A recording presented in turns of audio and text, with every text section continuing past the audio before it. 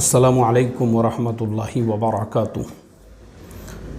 बिस्मिल्लाहिर्रहमानिर्रहीम नहमदुहु व नुसल्ली अला रसूलिहिल करीम व अला आलिहि व अस्हाबिहि अजमईन, अम्मा बाद। मोहतरम भाइयों, बुज़ुर्गों, दोस्तों, ये हमारा इस्लाही मुआशरा का 1443वां सबक है। कर्नाटका में कांग्रेस की जीत, इसका सबसे ज़्यादा क्रेडिट अगर किसी को जाता है तो वहाँ के हमारे जो सेक्युलर हिंदू भाई है, दलित भाई है और बाकी तमाम समाज के लोग जो कर्नाटका स्टेट में रहते हैं, उन तमाम लोगों ने ये देखा कि मज़हब की राजनीति से हमारे हाथ में कुछ आने वाला नहीं है। और आज मैं आपको दुनिया के 6 मुल्कों की मिसाल से समझाने वाला हूँ। 2 मुल्क वो जिन्होंने मज़हब की सियासत किए और दोनों बर्बाद हो गए। 2 मुल्क वो जो एक दूसरे से अलग हुए, लेकिन उन्होंने वहाँ मज़हब की सियासत नहीं किए बल्कि आपस में प्यार से मोहब्बत से रह रहे हैं। तो आज वो दोनों मुल्क दुनिया के टॉप 10 मुल्कों में आते हैं। और 2 मुल्क वो जिनमें से एक मुल्क अपनी तरक्की के काम में लग गया और दूसरा जो मुल्क था वो उसी तरह से नफ़रती जो माहौल है वो बनाने में लगा रहा। तो आज वहाँ पे कितनी गुर्बत है, कितना इफ़लास है, ये तमाम बातों पे आज हम बात करेंगे। क्योंकि देखो, दुनिया के 2-4 मुल्कों का मैंने भी सफ़र किया और दुनिया के 2-4 मुल्कों का सफ़र करने से जो चीज़ मेरे तजुर्बे में आई है वो ये कि दुनिया में वो मुल्क जहाँ कोई किसी के मज़हब में इंटरफेयर नहीं करता। अगर आपको पर्दा करना है, बिल्कुल आपको फ्रीडम है, आप पर्दा कीजिए, आप बुर्का पहनिए। आपको हलाल खाना है, आपको पूरा फ्रीडम है। कोई मुसलमान अगर कारोबार कर रहा है तो उससे जो है किसी दूसरे को तकलीफ़ नहीं है। या मुसलमानों के एरिए में कोई दूसरा हमारा हिंदू भाई, मारवाड़ी भाई की किराना दुकान है तो मुसलमानों को उससे तकलीफ़ नहीं है। उन मुल्कों में कितनी खुशहाली होती है उन मुल्कों के अंदर। तो ऐसे मुल्कों में जब मैं गया हूँ, उसकी 2-4 मिसालें, जैसे दुबई की आप मिसाल ले लो। वहाँ सोने चांदी की जितनी दुकानें हैं उनमें से आधे से ज़्यादा दुकानें हमारे इंडियन हिंदू भाइयों की दुकानें हैं, गुजराती भाइयों की, मारवाड़ी भाइयों की। अरबों को उनसे कुछ लेना देना नहीं है। हमारे मुल्क में आओ, तिजारत करो, तुम भी कमाओ, तरक्की करो, हमको कुछ प्रॉब्लम नहीं है उससे। आज देखो, उनकी इसी मेंटालिटी की वजह से क्या हो गया, पूरी दुनिया आज आपको दुबई में दुनिया के 200 मुल्कों का इंसान, यानी दुनिया में जितने भी मुल्क होंगे 200, 232, 34, हर मुल्क का इंसान आपको दुबई के अंदर मिलेगा। पूरा उन्होंने फ्रीडम दिया, पूरे मुल्क में खुशहाली है। वहाँ कोई भूखा नहीं, कोई नंगा नहीं है, बल्कि वहाँ मशीनें लगी हुई है, रोटी मशीन, खाना मशीन। मैंने उस पर भी वीडियो डाला हुआ हूँ। मलेशिया चले जाइए, इंडोनेशिया चले जाइए, थाईलैंड चले जाइए, जहाँ मुसलमानों की आबादी सिर्फ 5% है, लेकिन आपको हैरत होंगी ये जानकर, वहाँ बड़े बड़े मॉल्स है, वहाँ लाइन से जो है पूरी दुकानें हैं। उसके बावजूद आपको दरमियान में एक आधी मुसलमान बहन की दुकान मिलेंगी जो अपना हिजाब पहनकर खाना बना के बेच रही है। किसी को कोई एतराज़ नहीं, किसी को कोई इश्काल नहीं है। मुल्क तरक्की कर रहा है क्योंकि इन मुल्कों में पाबंदी है, आप मजहबी नफ़रती माहौल नहीं बना सकते। तो कर्नाटका के लोगों ने, चाहे हिंदू हो, चाहे हमारे दलित भाई हो, कोई भी समाज के लोग हों, उन्होंने ये देखा कि कुछ लोग हमारे स्टेट का माहौल जो ख़राब करना चाहते हैं और मज़हब की राजनीति जिसका कोई हासिल नहीं है। एक बात आप याद रखो, नेपाल पहले एक हिंदू राष्ट्र हुआ करता था, लेकिन उसने अपने स्टेटस को चेंज करके आज वो मुल्क भी एक डेमोक्रेसी बना हुआ है। उन्होंने भी अपना स्टेटस चेंज कर दिया कि भाई हमको भी जो है ना एक डेमोक्रेटिकल मुल्क बनना है। आज वो एक डेमोक्रेसी है। तो जो लोग, उनका मकसद ये होता है मज़हब के नाम पर लोगों से, यानी मज़हब का जो इस्तेमाल हर ज़माने में हुआ है वो सिर्फ़ और सिर्फ अपने सिंहासन के लिए, अपनी कुर्सियों के लिए, अपनी गद्दियों के लिए। अब मैं उन 6 मुल्कों की तरफ आता हूँ और मैं आपको समझाता हूँ कि देखो, धर्म की राजनीति वो किसी के काम की नहीं है। वो 6 मुल्कों में पहले 2 मुल्क, मलेशिया और सिंगापुर। सिंगापुर एक ज़माने में अंग्रेज़ों की हुकूमत दोनों मुल्कों पर थी। अंग्रेज़ जब जाने लगे, उन्होंने पहले मलेशिया को आज़ाद कर दिया। सिंगापुर ने कहा कि भाई हम भी मलेशिया के अंडर में ही कुछ सालों तक रहेंगे। सिंगापुर मलेशिया के अंडर में ही था। बाद में फिर सिंगापुर ने कहा कि यार हम भी अलग हो जाना चाहते हैं। मलेशिया ने कहा ठीक है तुम अलग हो जाओ, लेकिन घबराओ मत, तुमको किसी भी चीज़ की ज़रूरत पड़ेगी तो हम तुम्हारी मदद करेंगे। यानी ये नहीं कहा मलेशिया ने नहीं तुम अलग होते हैं हम तो तुम्हारा जीना मुश्किल कर देंगे। आज हमारे ज़माने में ये अखलाक हम दीनदारों में भी नहीं है। मान लो अगर मैं किसी मदरसे में पढ़ा रहा हूँ और मैं वो मदरसा छोड़ना चाहता हूँ तो मोहतमिम साहब को नीचे से ऊपर तक आग और अंगार लग जाती है, तेरे को और दूसरे कोई मदरसे में पढ़ाने नहीं दूंगा। बोले मैं देखता मैं तू कौन से मस्जिद में इमामत करता। मेरा तजुर्बा है ये, हम दीनदारों में जितना हसद होता है, जलन होता है, कीना होता है, बुग़्ज़ होता है, कपट होता है, और हम ही एक दूसरे के मस्जिदों में जाके ट्रस्टियों को जो बहकाने का वरगलाने का काम करते हैं ना, वो काम ना शराबी करते हैं, ना जुआरी करते हैं, ना ही वो काम जो है ना गांजा फूकने वाले करते हैं। हम लोग ही इस तरह की हरकतें, तो हमारे अंदर भी वो अखलाक नहीं है जो इन सियासत करने वालों के अंदर थे कि उन्होंने कहा कि ठीक है तुम अलग मुल्क ले लो लेकिन हम तुमको पूरा सपोर्ट करेंगे, हम तुम्हारा पूरा साथ देंगे, हम तुम्हारे मुल्क को पूरा डेवलप होने देंगे।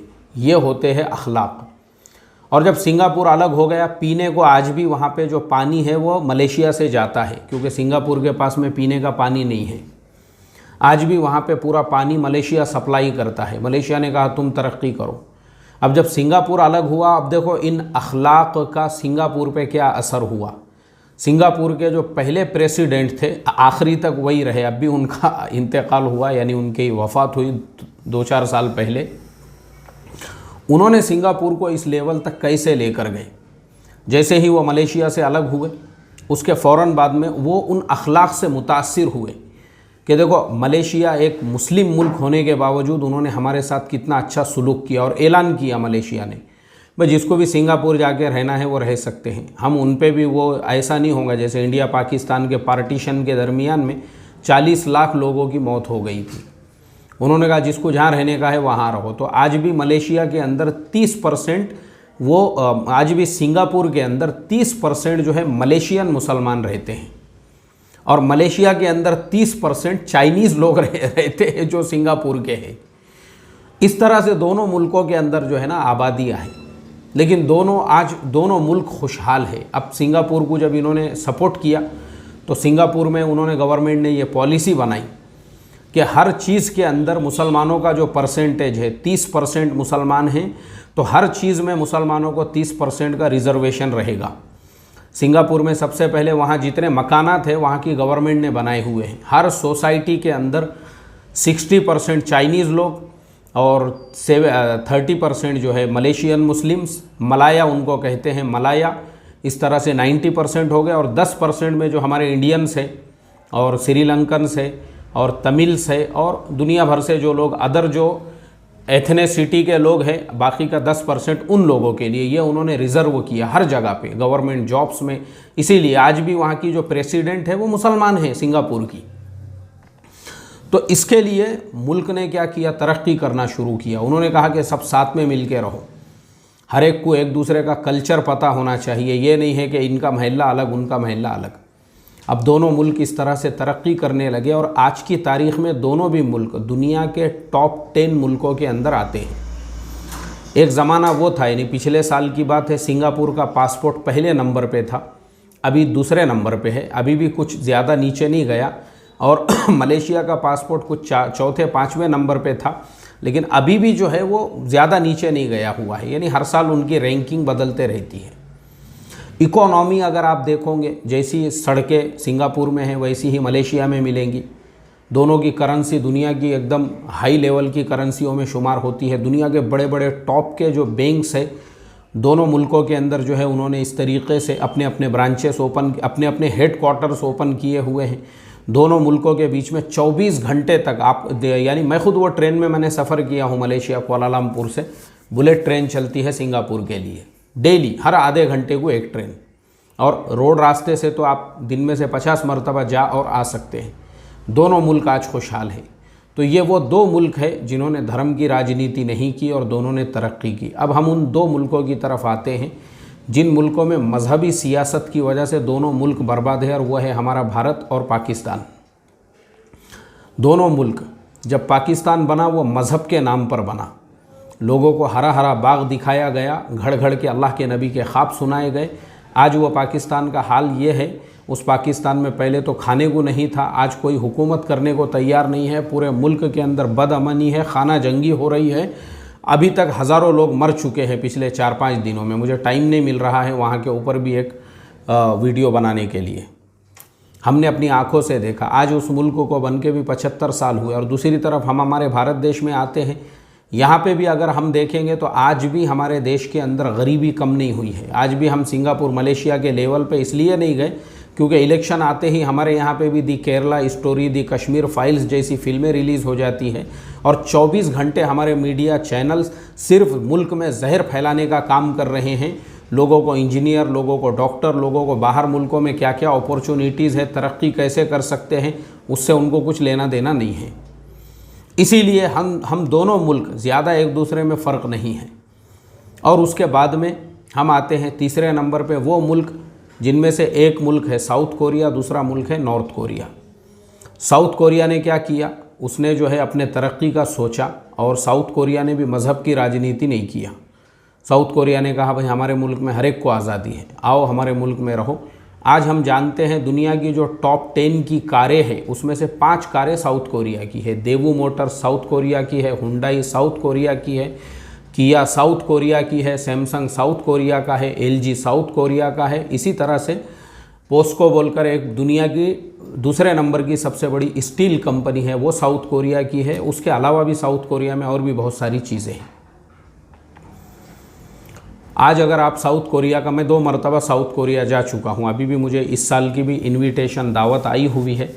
तो साउथ कोरिया के अंदर जो है ना, वहाँ अगर आप जाओगे तो आपको ऐसा लगेगा वाकई में भी दुनिया का तरक्की याफ्ता मुल्क कैसे होता है, वहाँ के लोग कैसे होते हैं। रोड रास्ते पे कहीं दूर दूर तक आपको भिखारी नज़र नहीं आएगा। हर आदमी के पास में वहाँ पर जो है ना, हर आदमी के पास में आपको आईफोन मिलेगा। सैमसंग, एलजी तो है ही, लेकिन वो लोग अपने स्टेटस को मेंटेन करने के लिए हर एक के पास 1.5 लाख रुपये का आईफोन मिलेगा आपको, हर आदमी के पास में। इस तरीके से जो है ना, हायर एजुकेटेड, एकदम धुले धुलाए हुए लोग, साफ़ सुथरे लोग, छिले हुए अंडे के जैसे।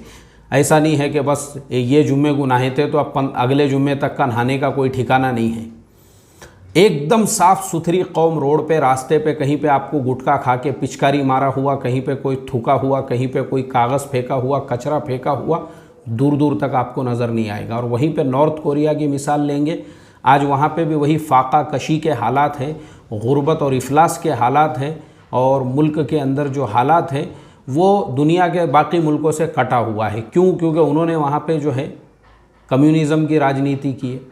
तो मैं यही कहना चाहूँगा कि कर्नाटका हो या हमारा पूरा मुल्क हो, देखो मुल्क के अंदर मज़हब के नाम पे अगर तुम कट्टरता फैलाओगे तो आज का जो ज़माना है, आज की जो जनरेशन है वो हायर एजुकेटेड है। उस जनरेशन ने यूरोप को, अमेरिका को, कनाडा को, जापान को, साउथ कोरिया को और दुनिया के सिंगापुर वगैरह को देखा हुआ है। वो जानती है कि धर्म की राजनीति सिवाय तुमको भिखारी बनाने के और कुछ नहीं कर सकती है।